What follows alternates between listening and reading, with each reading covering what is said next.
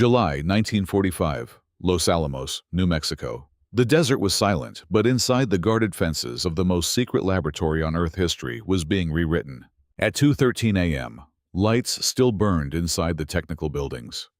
Physicists, engineers, military officers, men who had not truly slept in months, moved between locked rooms carrying papers that could end civilizations. Behind steel doors, calculations were being checked again and again. Neutron behavior, implosion timing, plutonium core compression. Every equation led to the same destination: the atomic bomb. Outside, armed guards walked their routes under the black desert sky. Identification checks, restricted zones, files locked in safes, conversations monitored. No one was supposed to see the full picture. Even the scientists themselves only knew fragments. It was supposed to be impossible to steal. And yet, someone already had. Not with a gun, not with a break-in, not by climbing fences in the dark.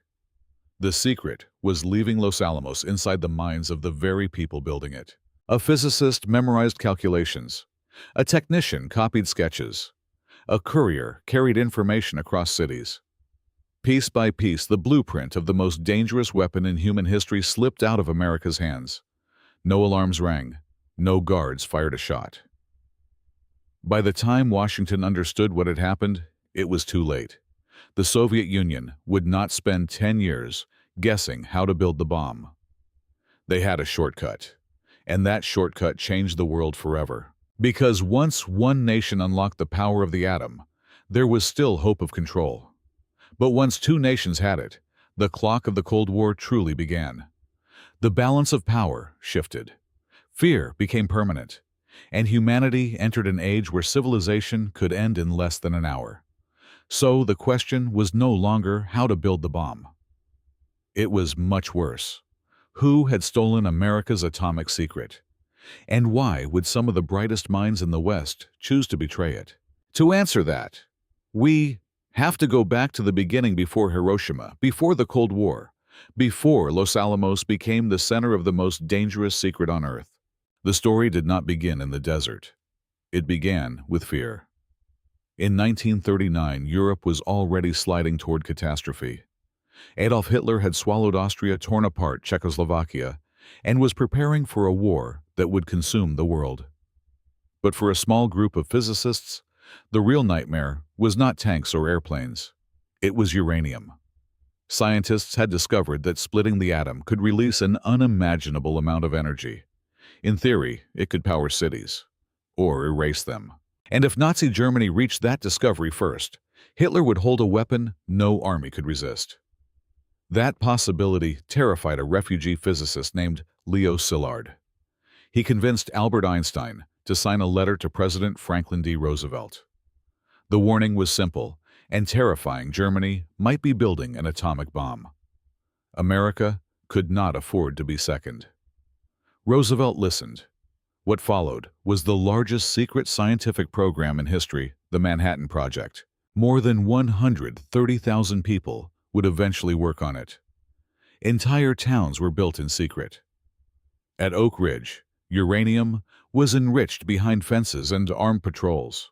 At Hanford Site, reactors produced plutonium on an industrial scale. And at Los Alamos National Laboratory, the final weapon would be designed. Its scientific leader was J. Robert Oppenheimer, brilliant, charismatic, and painfully aware that success might change civilization forever.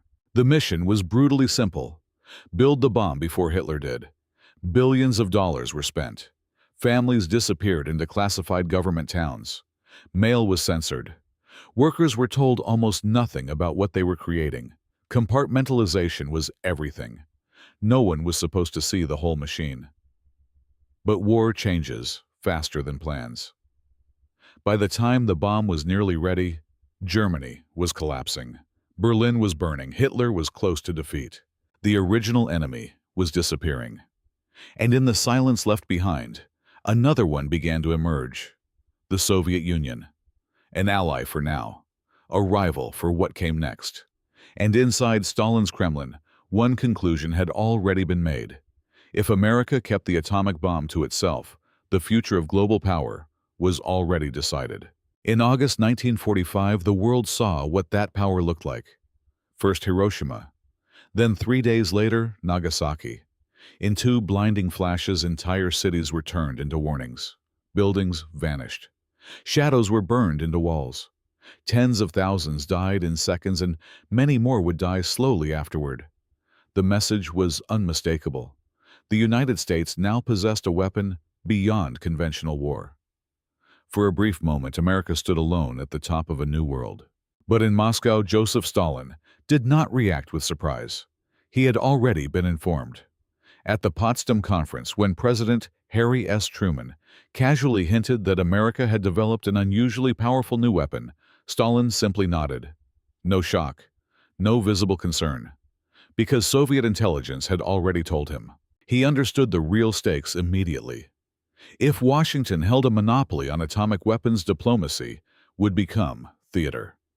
Every negotiation would happen under the shadow of one American bomb. To Stalin, that was unacceptable.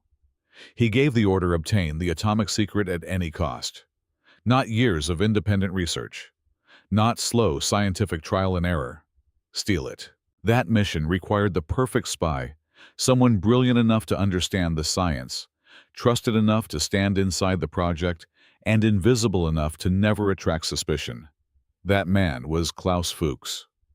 German-born, quiet, intensely intelligent Fuchs had fled Nazi Germany because he opposed Hitler.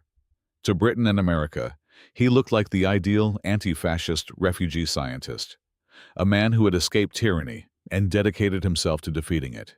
He was exactly the kind of person security officers wanted to trust. And he was also a Soviet agent. Unlike the spies of Hollywood, Fuchs was not motivated by money or blackmail. He believed something far more dangerous. He believed he was morally right. He did not think one nation should control atomic power alone. He feared that if only America had the bomb, the result would not be peace, but domination. In his mind, sharing the secret with the Soviet Union was not betrayal. It was balance. That belief made him almost impossible to detect, because he did not think of himself as a traitor. He thought of himself as preventing the next World War. Inside Los Alamos, he gained access to the most sensitive information on Earth: plutonium bomb design, implosion mechanisms, neutron calculations, the architecture of the bomb's core. He didn't need to steal stacks of documents. He simply remembered, then rewrote, then passed the pieces to Soviet handlers. Quietly, precisely, for years. And every page he handed over brought the Soviet bomb closer. Much closer than anyone in Washington realized. At first, no one noticed. That was the terrifying part. There was no dramatic theft, no missing vault file, no midnight escape through the fences of Los Alamos National Laboratory. Just small transfers, quiet meetings, technical details passed like ordinary conversation. But espionage is never really small. It grows. And in New York, another network was already feeding Moscow. Its public face would later become one of the most infamous names in American history: Julius Rosenberg. He was not a physicist. He was an electrical engineer, a committed communist, and a recruiter. While Klaus Fuchs delivered the heart of the bomb's design, Julius built something equally dangerous: a human network. Military engineers, army technicians, industrial contacts, people with access, people with loyalty to ideology stronger than loyalty to country. His wife, Ethel Rosenberg, would become the most controversial figure in the entire case. Prosecutors claimed she helped organize the operation. Defenders would later argue the evidence against her was far weaker than the headlines suggested. But by then, history had already chosen its villains. One of the most important links was David Greenglass, an army machinist stationed at Los Alamos, and Ethel's younger brother. Family made trust easy, and trust made betrayal easier. Greenglass passed along sketches, descriptions, and technical observations from inside the project. Some details were rough, some incomplete, but intelligence work does not require perfection. It requires enough. Enough for Soviet scientists to stop guessing. Enough to cut years from development. Then came the shock. August 29, 1949. Deep inside the Kazakh steppe, The Soviet Union detonated its first atomic bomb, RDS-1. Washington froze. American intelligence had believed the Soviets were still years away. Some estimates said 5 years. Others said more. They were all wrong. The mushroom cloud over Soviet territory was more than a scientific event. It was proof. Someone had helped them. Someone inside. Panic spread through the White House, the Pentagon, the FBI. If America had lost its monopoly on the bomb, then every military calculation changed overnight. Every future war would now carry the possibility of nuclear retaliation. This was no longer a question of security. It was survival. The FBI launched one of the largest counterintelligence hunts in American history. Surveillance expanded. Communist ties were examined. Old friendships became suspicious. Universities, laboratories, Hollywood, even the military, everywhere people looked for ghosts. And buried inside encrypted Soviet messages, one classified project would finally point investigators toward the man at the center of it all. VENONA, a codebreak that would tear the entire illusion apart. VENONA was never supposed to become public. It was a secret American counterintelligence program built to decode Soviet communications that Moscow believed were unbreakable. Thousands of encrypted messages passed between Soviet agents and their handlers. Most were fragments. Some were useless. But a few were enough. Names were hidden behind code words, but patterns began to emerge. A scientist. British connections. Access to atomic research. Quiet, brilliant, trusted. The trail led to Klaus Fuchs. In early 1950, he was called in for questioning in Britain. There was no dramatic chase. No final escape plan. Just a room, a table, and the slow collapse of a carefully built double life. At first he resisted, then he confessed, calmly, without spectacle. Yes, he had passed atomic secrets to the Soviet Union. Yes, he had done it for years. And no, he did not deny what it meant. The West was stunned. One of the key scientific minds inside the Manhattan Project had not merely witnessed history, he had redirected it. His confession opened the door to others. Investigators followed the chain to David Greenglass, then to Julius and Ethel Rosenberg.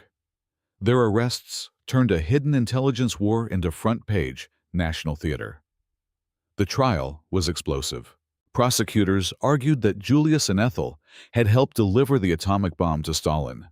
Defense attorneys argued something darker, that the government, terrified by communism and desperate for symbols, wanted an example. The Cold War had created a hunger for enemies. The Rosenbergs fit perfectly. The deepest controversy centered on Ethel. Even decades later, historians still argue over how much she truly knew and how much was built on the testimony of her own brother David Greenglass, who later admitted parts of his testimony had been shaped under pressure. But the verdict came anyway. Guilty. And the sentence was death. Across the world, protests erupted. Intellectuals, religious leaders, foreign governments, many pleaded for clemency. Letters flooded the White House. Appeals failed. On June 19, 1953, Julius and Ethel Rosenberg were executed in Sing Sing prison. They became the first American civilians executed for peacetime espionage. To some, they were traitors who helped arm America's greatest enemy. To others, they were victims of an age ruled by fear. But one fact remained impossible to deny. The Soviet Union had the bomb far sooner than expected. And once both superpowers held nuclear fire, neither could ever feel safe again. America rushed toward the hydrogen bomb. The Soviet Union followed. Missiles replaced distance. Cities became targets. Humanity entered the age of mad, mutually assured destruction. A world where peace depended on the certainty that both sides could destroy each other. All because one secret escaped. The atomic bomb was not built only in laboratories. It was also built in silence, in ideology, and in betrayal.